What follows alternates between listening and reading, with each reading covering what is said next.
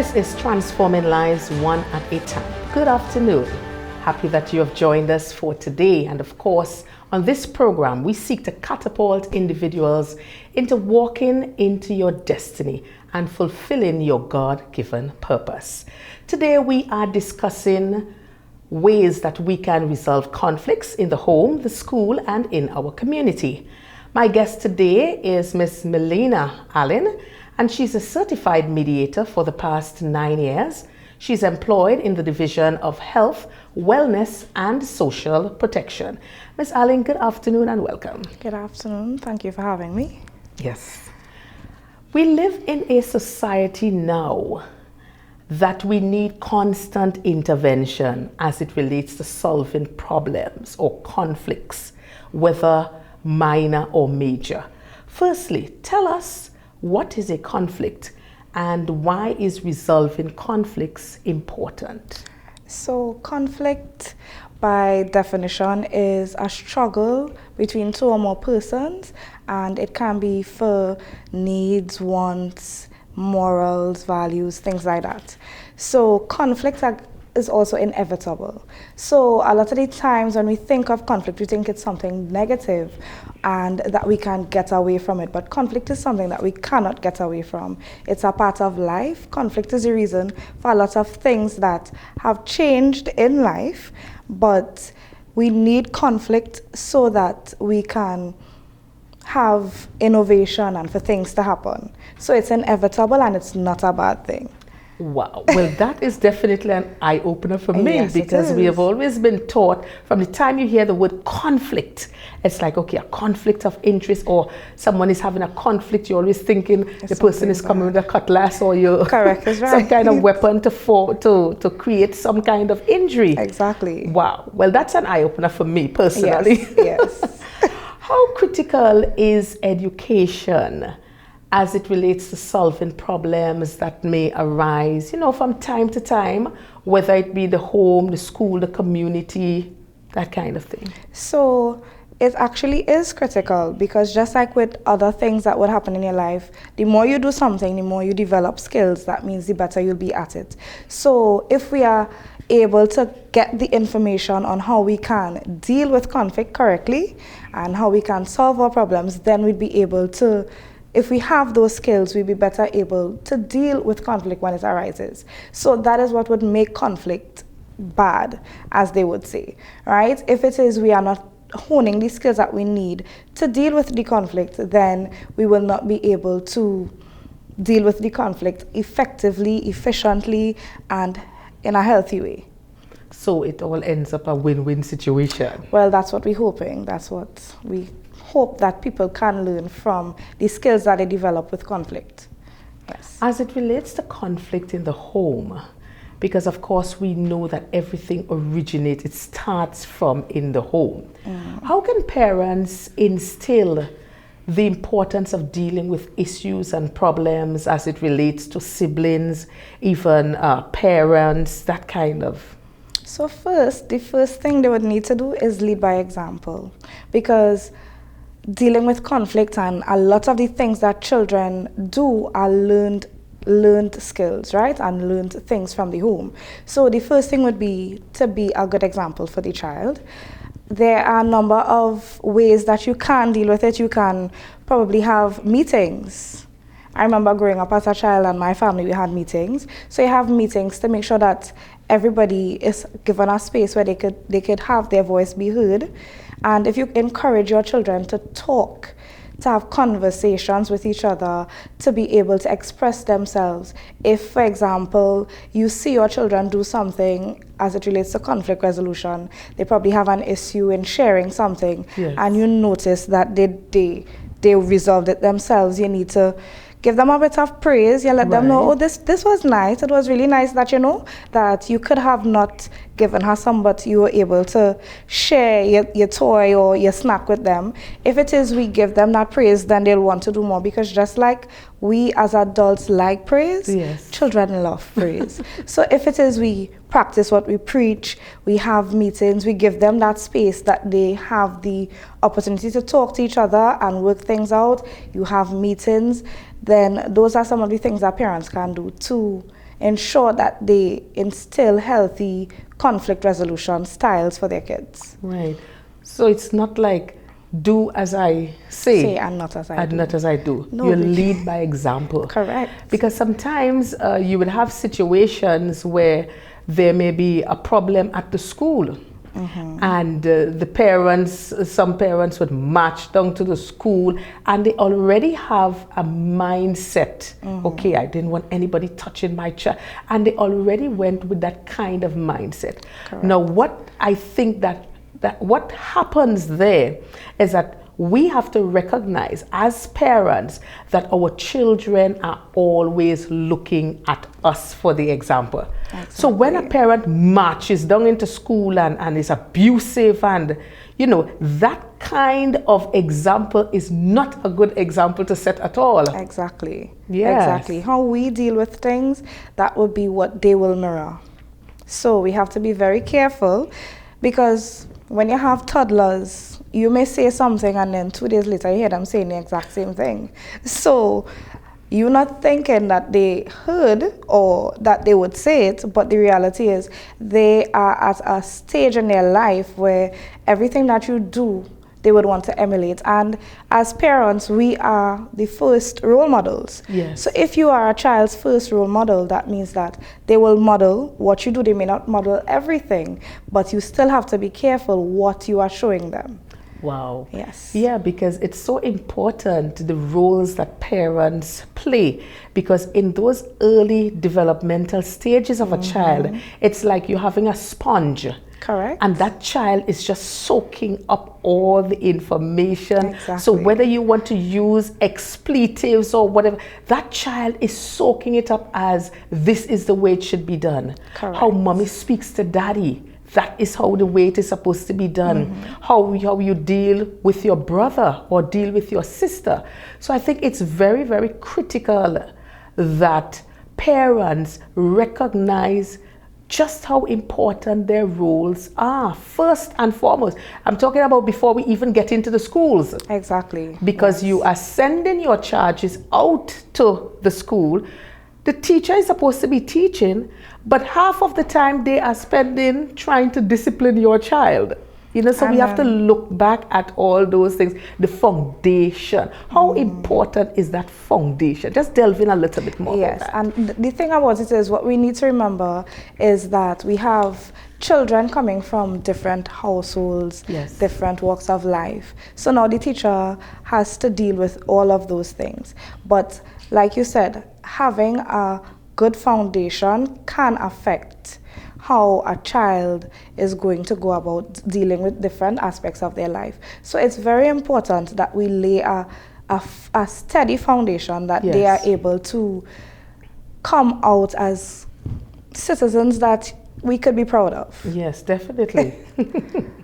Because these little children will now become the future men and women that we are looking for our children to be married to. Exactly, exactly. If we look at it that way, I think we'll do a better job as parents, you know. Yes, that is true. Yeah. Definitely. Well, we cannot speak about conflict resolution without addressing the emotion of anger, coupled with, of course, anger management. Right. As well, I would say, well, maybe I am wrong. You are the professional, so you enlighten me. Just walk us through that process. Anger and the emotion of anger coupled with anger management. Right. So firstly, we have a misconception that anger is a bad thing. Anger is an emotion, just like happiness, just like sadness, it's an emotion. What can make anger unhealthy would be how we deal with it. So we do have healthy and unhealthy anger.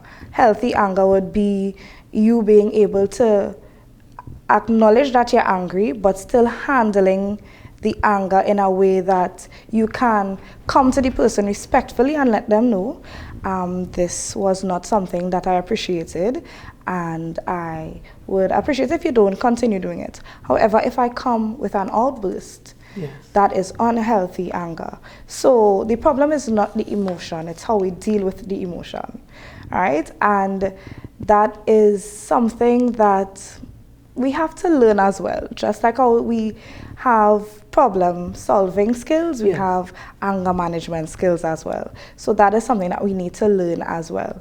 And in dealing with anger, one of the first things we tell people is know your triggers. So if I know, for example, when I get angry, my heart starts to race or my hands start to sweat, if I am self-aware enough, I'll be able to identify, okay, I'm getting angry. And then if I know I'm getting angry, then I know maybe I need to start to check myself. Okay, I'm getting angry.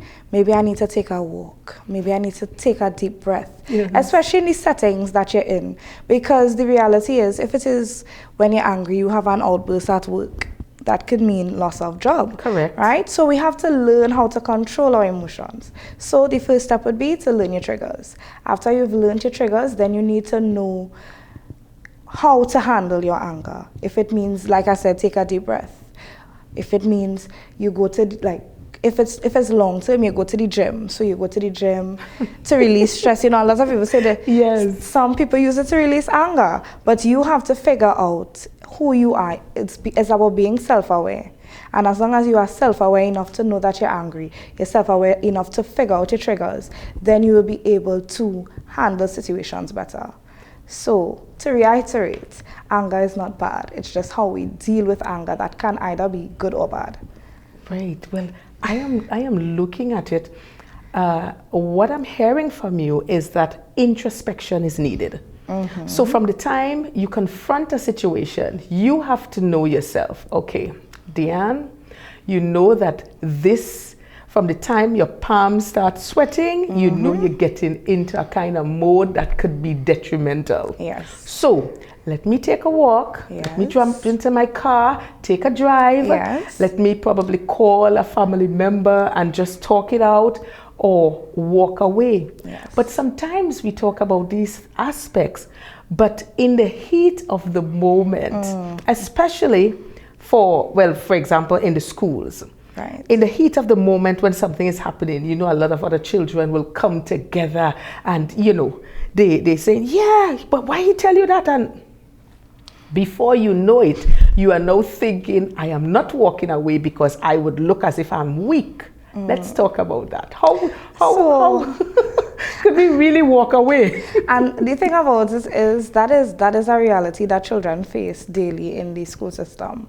But one of the things we tell people is the only person whose actions you can affect change on is yours. Right.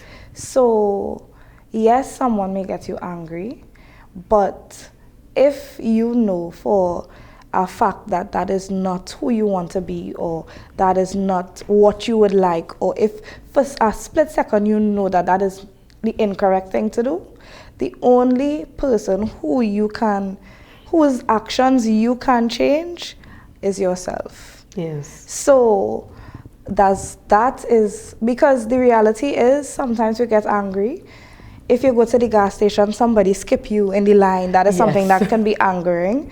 You're in the grocery, somebody skips you in the line. But if you think about it, if every time somebody does something to you, react, and you have an outburst, then we would be in a really lawless society. True. So it takes self-control. Well, I was just about to talk about that, because sometimes you're on the road and you're driving and you see some kind of driving. Right. And you're like, my God, Lord, just help me keep my calm. Because really, I understand road rage. Some persons will stop, or they would drive in front of you and come out with a cutlass swinging and that kind of thing. So you have to be able, at this point it's about self-preservation. You have to be able to control yourself, because we have to look at, okay, if I do this, what can be the repercussions of my actions? Precisely. So it will take a bit. The thing about anger management and conflict resolution is about practice. Right? After a while, then you would be able to just be able to identify the situation, identify your triggers, and say, okay, let me get out of here. And I understand that in some instances, you are not able to leave, but it's all, you can only affect your action. Of course. So that's all we can say. It's difficult, but that's if I am in a situation, I would ask to leave. Right. So for example, especially if I'm having a heated discussion with someone, I would not want to say something hurtful. I would say, I understand that we are having this discussion, but can you give me a 5 minutes? It's not that I don't want to have this discussion with you, but at this point, I do not think that it would be effective or fruitful if we continue the conversation, because I'm not in that space to have this conversation at this time. I am not deflecting from the issue. However, I am not in a capacity to continue the conversation at this time. Can we have it in 20 minutes after I've cooled down? And if we would like to hope that the person on the other end would be able to say, you know what, maybe I need a 5 minutes too, and just take a break and then come back to the issue. Well, that speaks about maturity. That as well, yes. And it speaks about a very high level of wisdom. Because if you're realizing that based on what is happening, this thing could get out of control very quickly, it is wisdom, it is prudent for you to step aside, take a drive. I mean, some persons do all kind of things. They say, see me, I just had a quarrel with wifey, I just go in and by the bar and drink something. Right. And that's the reality of it. It is, yes. Because they just want to relax their mind. And then after, a few hours later, they may come back and say, well, you know, we've both had time to sit down and to think about it. And then sometimes you come and you have a nice, calm, rational conversation. That's correct. And it did not escalate. And I think that, well, I know that is where we are right now in society, that a lot of things that we can calmly speak about and speak to the other person, because we have not done that necessary introspection, or because we don't have the level of education about anger and anger management, is the reason why we are having so much problems. So this is something that we all have to deal with, but it's an individual task. Yes, individual. Yeah, that is true. Yeah. Well, it's no secret that we have seen an escalation of school violence within the past couple of years, even with fights spilling over onto the streets and into the communities, the police getting involved, and so much more. What kind of systems can be put in place to alleviate this kind of behavior? Okay, so, and I believe that these are some of the things that we already have. There is currently peer mediation. So that is where children are trained to mediate their peers. So for example, if as a peer mediator you see two of your classmates or two children at the school having an issue with each other, you can attempt to help them resolve the issue. Then we have providing a space for dialogue, right? If we have a space in schools where children can come to have conversations with each other about issues they're having. So every day I come to school and you keep calling me names, I don't like you. I don't like it. Right. If children are able to speak with each other enough to say, okay, we could go to that dialogue space that they set up for us. We can have a conversation there. I want to let you know how I feel.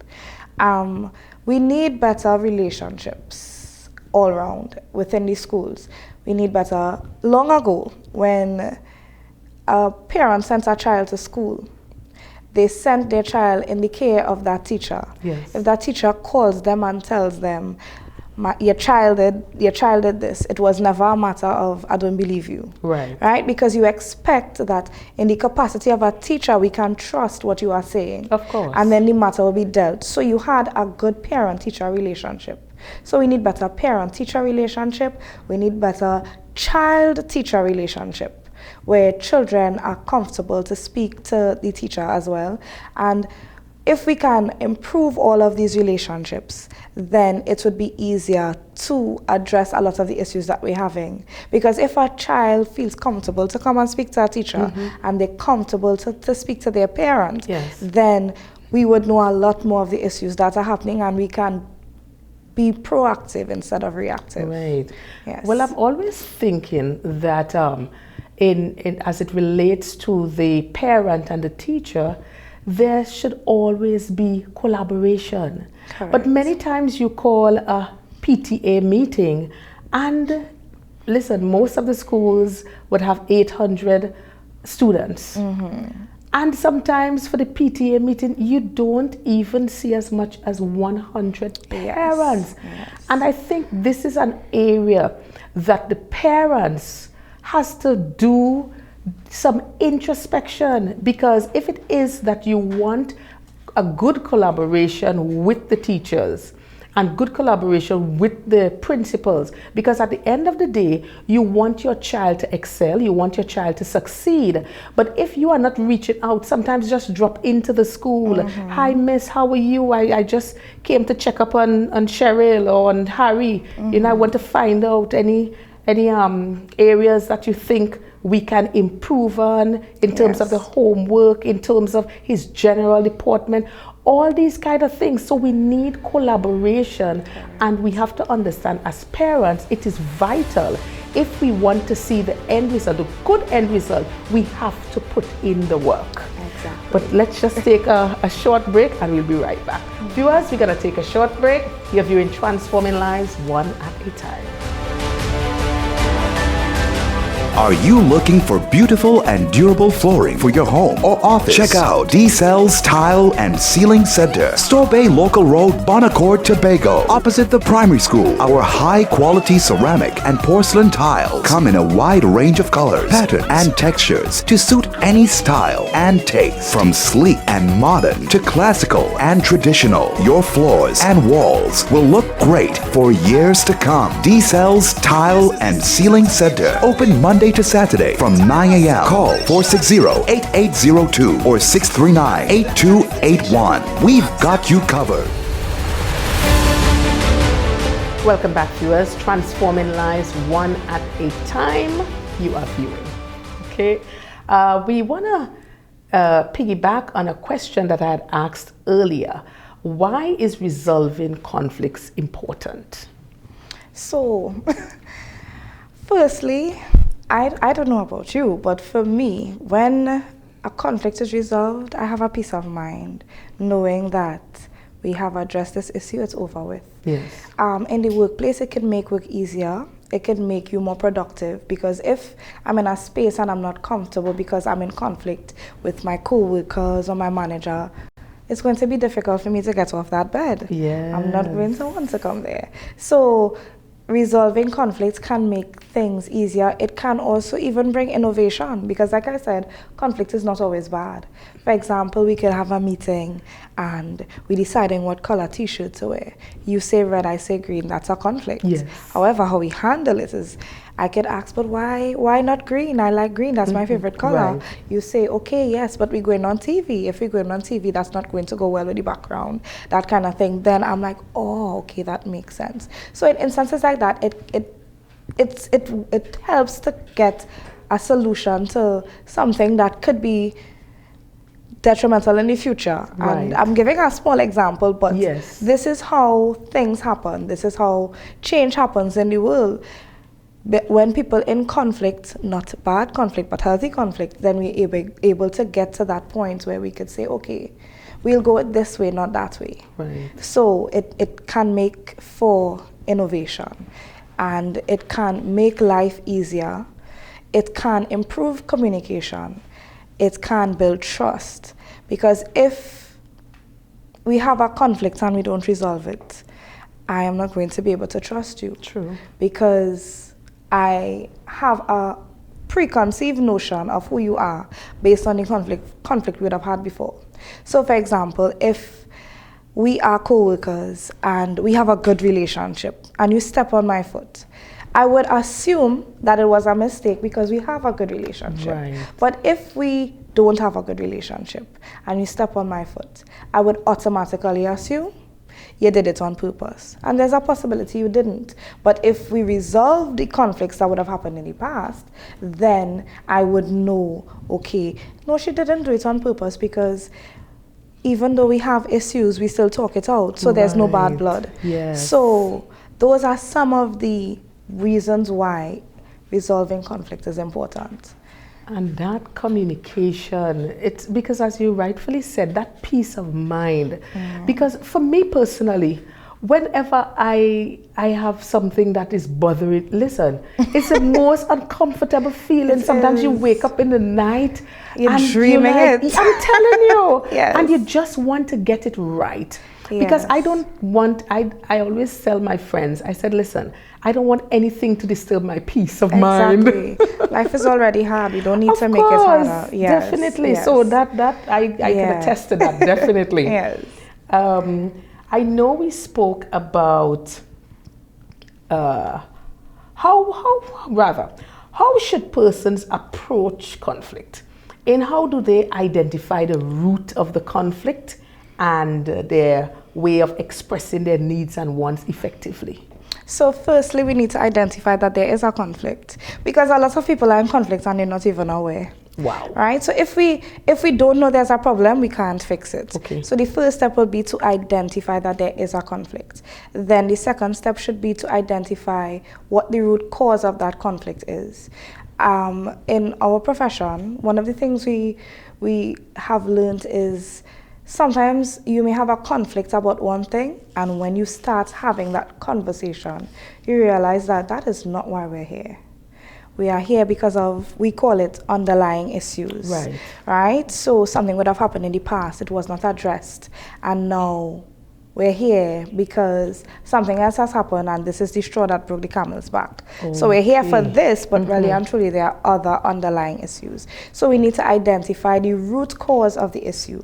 We need to do some introspection, put things in perspective. So you need to sit down, take some time and identify, okay, so we have a conflict.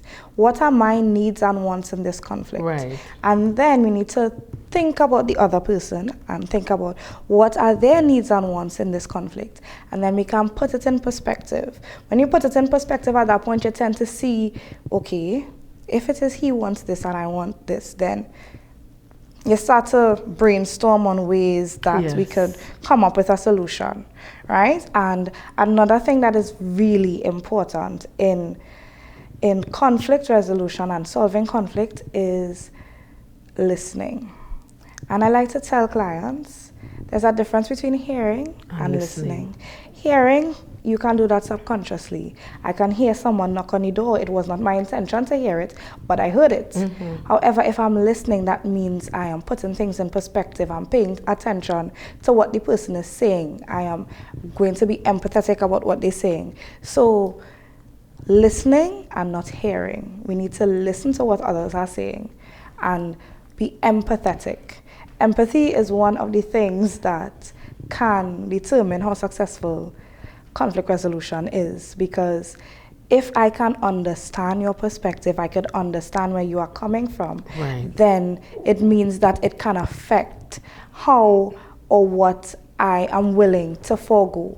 So for example, if you come to me and you say, I really want this bottle because I'm thirsty. It's my bottle. Right. I am not thirsty. You are. So if it is I am empathetic, I would be like, okay, I'm not thirsty. I probably have another bottle in the fridge, so I could give it to you. Okay. Right? So if we put ourselves in the other person's position, if I was in this position and I was thirsty, I would hope somebody would give me water. Right? If we are like that, then it can make it easier to resolve conflict. And in resolving conflict as well, we're already in conflict, so you don't want to blame. So you use I statements. Okay. For example, I feel overwhelmed when you are late for me. It's better than, why are you always late? Okay. So you take the blame away from the person, so the person no longer has to feel like I have to defend myself. Right? And you put it in perspective for the person, because if you come to the person and you say, why are you always late for me? They're already ready to mirror your aggression. Course. However, if you say, I feel overwhelmed when you are late for me, then they realize, oh, you have an emotion about it, or you're not comfortable with it, so you remove that blame from the person. So we encourage I statements. And it's also important to reframe. People have misconceptions of what other people say. So I can say something to you and you can hear something else. So reframing and repeating is a good way to make sure that I am hearing what you are saying. Okay. So if, for example, you say something and I reframe it, it gives you the opportunity to clarify. Correct. So those are some of the ways that you can ensure that you effectively resolve a conflict. Wow. Yes. Well, this is definitely an eye-opener, because you're talking about underlying issues. And what ran through my mind is that many times we go to a mediator to deal with a certain matter, and when you really check it and you have the deeper conversation, you realize that there was a problem before. Exactly. So many times there may be a problem, but sometimes it's often swept under the carpet as, okay, well, I'm not going to make this an issue. I'm not going to make this an issue. And before you know it, by the time you raise up the carpet, you are amazed at how, listen. And sometimes it's really simple things that could have been resolved before. Yes. And that is another reason why resolving a conflict is important. Because if we continue to sweep things under the rug, that means that that person is holding in a lot of emotions. So then when it reaches to that point where they can't hold it in anymore, at that point their actions can be detrimental. Yes. Because now you're so angry, because it's anger built on anger, that you're not only addressing the issue that is in front of you and not seeing how minuscule it is, wow, but you're looking at everything. Because if you listen to people talk, sometimes you're always doing this and you're always doing that. So it's like it wasn't addressed in the past. So because it's not addressed in the past, that means it now adds on to this current issue. Wow. That may not even be that big a deal. Wow, Yes. This is really a wonderful conversation. A couple of days ago, I was speaking with a young lady that reached out to me, and she was saying that she did not have a good relationship with her parents at all. And I was really encouraging her. I said, listen, life is so volatile. I mean, 1 minute you hear good and everything is going fine, yes, and next minute you hear that the person is in a hospital bed hooked up to machines and stuff. I said, it is very, very important. I said, in spite of whatever challenges you all may have, I encouraged her to go and sit and have a conversation, because many times it's because of those, as you rightfully said, so many things being swept under the carpet, that it now come to this such a huge deal that it seems almost impossible to treat with. So how important is really getting to the root cause? It is important, because if we are not able to identify the root cause, then that means that we may deal with this issue, but we still have the root cause that has not been addressed. So if that is not addressed, like I would have said before, if I deal with one thing but I don't deal with something else, I might still hold that grudge for that old thing. So we address this one, but we have 10 that we haven't addressed.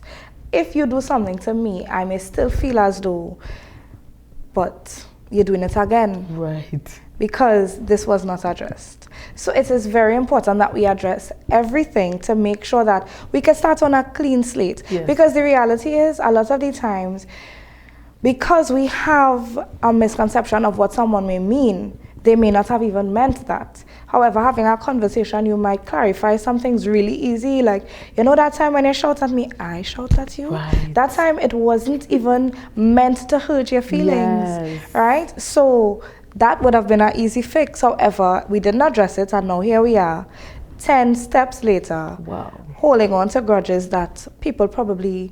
Because what we need to remember too is everybody's different. truly. So I would speak, if I am speaking, someone may find I speak aggressively, but someone else may find I'm not aggressive. Right. So we have to be open to differences in who persons are. And as long as we're open to that and we're willing to have conversations, then we should be in a better place. Let's talk a little bit about forgiveness, because conflict and conflict resolution, tell us how important and what part does forgiveness play in all of this? Well, for you to be able to move past some of the things, it's going to require some forgiveness. And forgiveness is not always easy, especially if depending on what needs to be forgiven. But forgiveness is more of a personal process. And some people have difficulty based on what would have happened to them forgiving.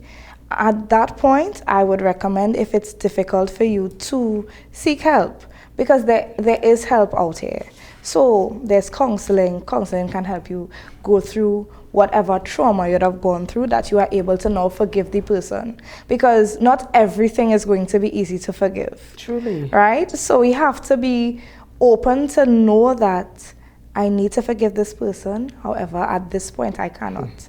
And the thing about it is, with conflict resolution, if it is you can't at that point, that is something you can say.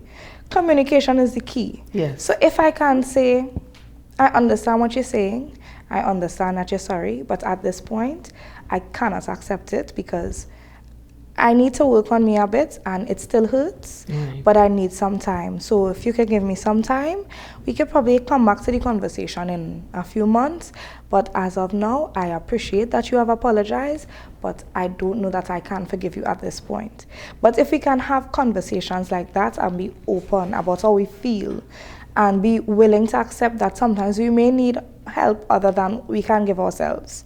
And I know a lot of people say, well, I have my friend, they could help me. Yes. But your friend is not a professional. Of course. So we may need professional help. Counselors are able to give you coping mechanisms. They're able to guide you on the process. Some people don't even know the process of grief. Right. So if it is you have a counselor can tell you, well, what you are feeling is natural. Because a lot of the times as well, some people feel as though the emotions they feel is not a normal thing. So they may not even want to voice it. So when you go to counseling, you have a space where you can express comfortably, and then is when you realize, I am as normal as everybody else is. Why do we sometimes think that or feel that I could handle this on my own? And many times we have situations, even as it relates to relationships, and we always figure I could handle this, I don't need help. Yes. What causes that? Well, it's personality to some extent, because some people, it's personality. It can be affected by the relationship you've had with others. If you feel as though people are not for you, then you may feel as though, you know what, I need to keep this to myself and I need to sort it out myself. If you grow up, it has a lot to do with family, upbringing. If all your life you're doing this alone, yes, then you figured out everything else, so you feel as though you could figure this out. Of course. So that is where you'll have to do some introspection, because yes, you may be able to figure it out, but did you figure it out effectively? And what you figured out, is it the best thing for you? Right. So getting that support and having people that you can trust is important, and people need to realize that this life is not something that we can go alone. True. You need a support system. I always say no man is an island. Exactly. We all need each other. Exactly. We need each other. Yes. I want to jump back into the schools. Right. I'm aware that there are guidance counselors within the school system. How does proper counseling play a pivotal role in the rehabilitation of the minds of our students to encourage them to handle their misunderstandings in a better way? Right. So when we were growing up, we were always told, you're going to school to learn, that's all you have to do. Yes. And parents believe that that's all that was going on. Children didn't have a lot going on in their lives. But the reality is, just like we have issues and we have problems, children have problems as well. Correct. The difference is that we would have learned over time, and now we can deal with it. But we have these young minds that are literally going through life as we speak. So the experiences are happening to them for probably the first time. They're not able to handle it well, or they don't even know how to handle it. Yes. Because we probably handled it in the past, but they now handle it for the first time.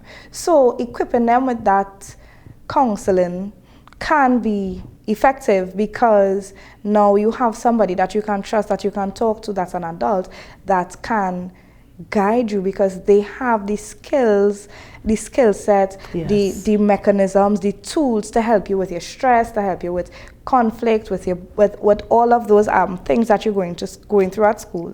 They can give you the tools, right? It's also important to, as a counselor, they will have the skill set to be able to get the information from the children that they would be able to help the children. Right. Because it's a matter of being a support system. Guidance counselors are a part of a child's support system. Of course. Right? And if they can give them the skill set on how to deal with things, then that could be effective for them, because as adults we should be getting counseling as well, because it's important. So if we need it, imagine children who are now going through life, they've now started life, they don't know if what they're doing right or wrong, and no, they have to figure this out on their own. But if we could give them that help, it can make life a bit easier for them. Of course. And they have that, there's an additional support system for them. Yes.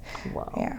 So we need support. We need to support each other, as you rightfully use that word, empathy. And I am thinking of the words kindness, appreciation, consideration, love. These kind of words, these core values. I think the problem is because we have gone away from some of our core values. It's why we are experiencing so many problems now. Yes. Because even as we are talking about driving on the road, you showing consideration for someone else.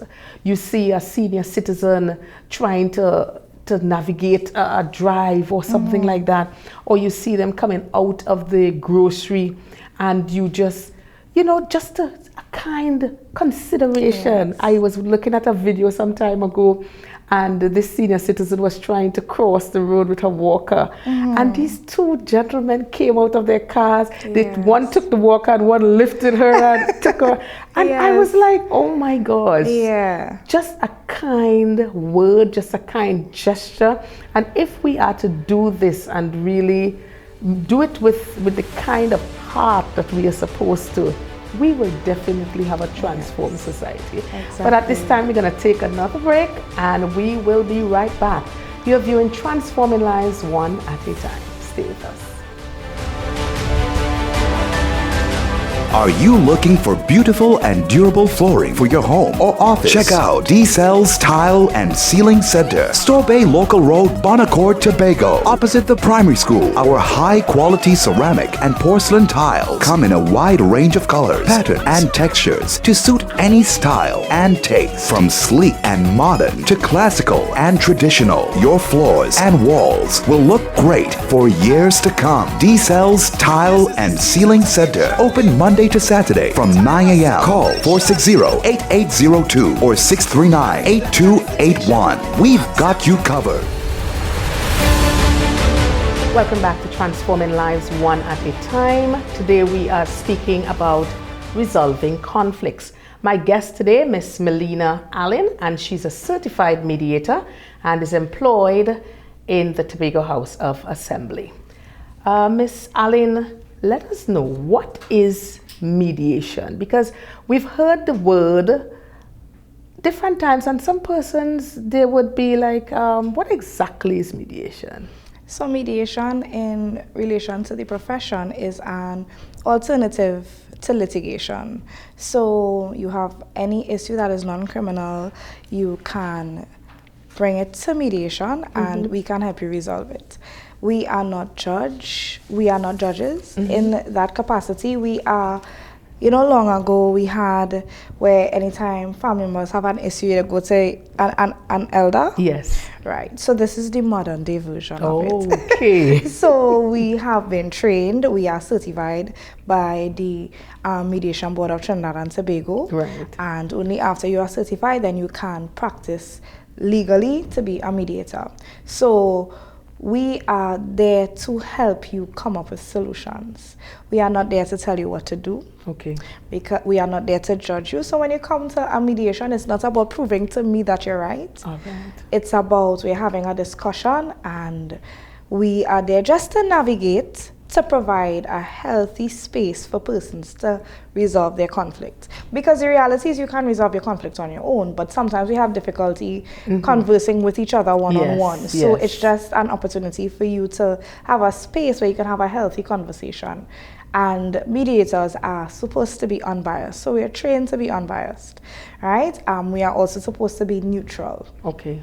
So we are not supposed to conduct sessions with persons that we know, because that can lead to bias. Right.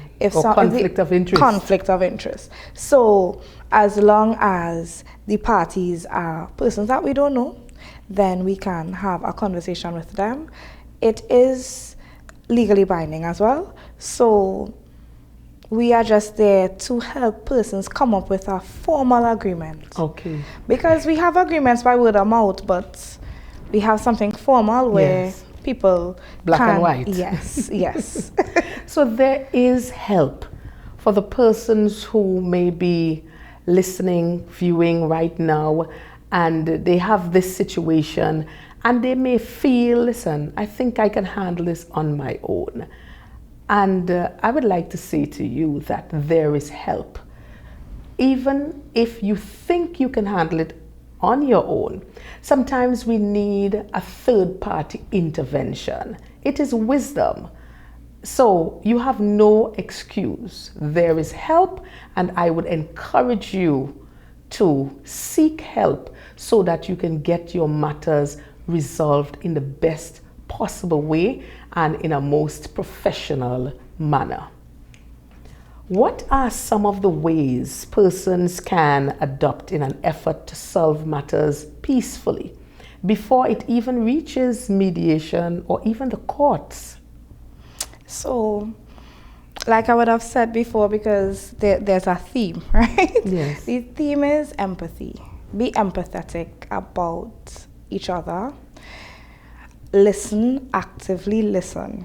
We need to remember that sometimes when people talk, you may zone out, but to actively listen to what the person is saying, and that added with the empathy, then that should be a start for you to be able to resolve conflicts peacefully. Have regular check-ins. If, for example, just like how we'll have monthly meetings at our workplace to make sure that everything functions well for the organization, having monthly meetings for family, even in small families, it can help to address issues and to be proactive and not reactive. Communicating well with each other and effectively, because communicating is one thing, but effectively communicating is another. You have to be able to express yourself in a way that the other person understands. And just like we would in mediation have a space where you can have a conversation, you might have a talking stick, create that space where people can express themselves openly. And a lot of times people may have the fear, I don't want to have this conversation because I feel it could cause problems. But if we give them that space where we say, okay, I know this is a difficult topic for us to talk about, but this is a space, is an open space. You can say how you feel. You don't have to disrespect, but you can be open about how you feel about something. And if you are able to speak and have persons speak openly about issues, then that can help to resolve matters as well. I am looking at where you spoke about having meetings, family meetings, and I'm thinking that many times you hear we're having a family meeting is when someone would have passed. At that point is where the family will now come together, and a lot of times we have conflicts there. Exactly. That's a whole exactly. That's a whole different conversation. Yes. But I'm thinking if we could have more frequent family meetings. Yes. Let's say we have monthly family meetings. Yes. So whatever would have transpired for that month, something may have happened at work that you want to discuss with your family on the best way forward, the best approach, all in an effort to resolve conflicts before it escalates. Exactly. Because that is what we want to do. Because as you said, conflict is not a bad word, No, because it's you will not. always have conflicts. Yes. But we want to ensure that it doesn't escalate to the point that the police are called in. Yes. Or a life is lost. Exactly. And that is really critical. So even Yes. at the workplace, monthly meetings, or they might have meetings, let's say 4 times, quarterly meetings. Or there may be a situation that comes up that they have to have an emergency meeting. So even as it relates to the home, the family, at the workplace, in the communities, where they will have like community councils. But the thing about that, the people are not going out to these meetings. Well, yes, but the thing about conflict and relationship, there are different levels to it. In terms of my relationship with the person at a store is not a relationship that I have with my family. Correct. So if you realize, when you said family, then we have work, then we have community. Yes. Right? They have meetings in the families when issues arise. They have meetings with work when work arise. But community, even though you are part of it, it's not, for some people, it's not important. Yes. So if they don't place importance on it, then they may not see the need to go to the meeting. They may have issues, but unless those issues are dire, they may think, well, that's not important for me to attend. Right. But in a family meeting, someone dies or it's about estate or anything like that, Yes. they would be a part of that, because that is something that they would be interested in, and it may involve persons that they loved. So because of that, they may be more keen to go to those meetings. Right. But we need to be a more proactive society and less reactive. So if we could have meetings, I remember being a child and I wanted to have a discussion with my parents. Yes. And I wrote them a little note and I said, can we have a meeting? Oh, Right? wow. So if, and they obliged. Yes. So if we can get children to adopt those kinds of values, Yes. then they will be more willing to talk and not be as reactive and ready to be as aggressive, because they'll be able to know how to deal with conversations. Yes. Yes, so that is important as well. Yes. Yes, that is very critical. Well, I know we just have a few minutes as we begin to wrap up. So I want to take your closing remarks now. And of course, I would want you to speak to someone today who is having difficulty with anger management and resolving conflicts. Speak to that person So today. firstly, I'd like to let them know that it is normal to experience anger. It is normal for conflict to occur. So that's the first thing that they need to remember. When addressing these situations, take a breath and be empathetic with the other person and put yourself in that other person's position, and then it can give you some perspective on how to handle the situation. Listen actively, separate the person from the problem. Address the problem and not the persons involved. So we need to always keep that at the top of the list, as well as do not blame, but use I statements to ensure that we do not escalate, but de-escalate by not making that person feel attacked. Yeah, but as you talk about that, the I statements, I've heard it already, but many times in the heat of the moment, as I yes. realize we have a couple more minutes. Yes. In the heat of the moment, the I statement should be, sometimes the I statement goes out of the window, you know. That's why you have to take the breath. You take in the breath, you Right. think a bit, and you say, because what we also need to remember is what we say we can't take back. Right. So even though I apologize, it's already been said. It's already caused the harm and damage. So because of that, we don't want to be in a position where that person has to hold on to that thing that you would have said in the past, even though you have apologized and they've said, I've forgiven you. However, they're going to remember it. Of course. Right? And it's going, it's going to be like, that's how you really feel about me. So we want to prevent further damage by breathing. So we're going to breathe, and then we're I like how going you to... said that. Just take a breath. Yes. So you take that breath, and you think. Put yourself in that person's shoes. If I say this to myself, how would I feel? Right. Because what you want for yourself, you shouldn't want for others. So if it is we put ourselves in other people's position a lot more, it can help us to see. Sometimes if after something has been done and you think about what has happened, you think they handled that really well, because I would not have done that. I'd have probably done worse. So if it is you are thinking that you don't like it or you would probably do worse, then maybe you should probably rethink what you're about to say. Especially if it's a relationship you want to save. Because like I said earlier, we have levels to relationships. So if I go to a store and I get bad service, I could walk away. Correct.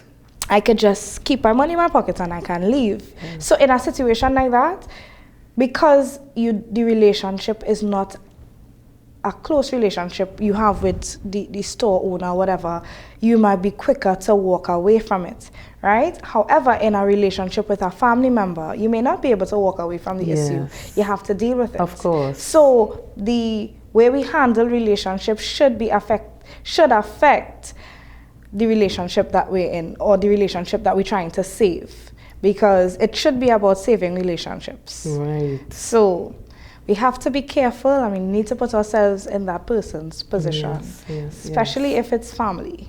Of course. You have to live with them after. Yeah. So. And what just came to me is loving your neighbor as yourself, because how you treat yourself, that's how you're supposed to treat your neighbor. So if we really go back, as I indicated earlier, if we go back to the core values, we would be in a much better position in our family life, as it relates to our schools, in our communities, in our churches, and of course it will spill over to the nation. So I want to thank you so much again, Ms. Melina Allen. Oh my gosh, this is a wonderful conversation. Thank you so much for taking time off your busy schedule to be here with us on Transforming Lives One at a Time. Thank you for folks. Well, that's where we have to leave it for today.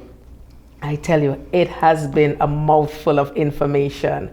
All right, so Transforming Lives One at a Time is every Saturday afternoon from 5:30 p.m. on the Tobago Inspirational Network, and of course on my Facebook page and YouTube channel, Transforming Lives One at a Time. So this is where we're gonna leave you, but of course, I always have to remind you that transformation is an internal shift that brings you into alignment with your highest potential. Hey, we've got this. See you next time.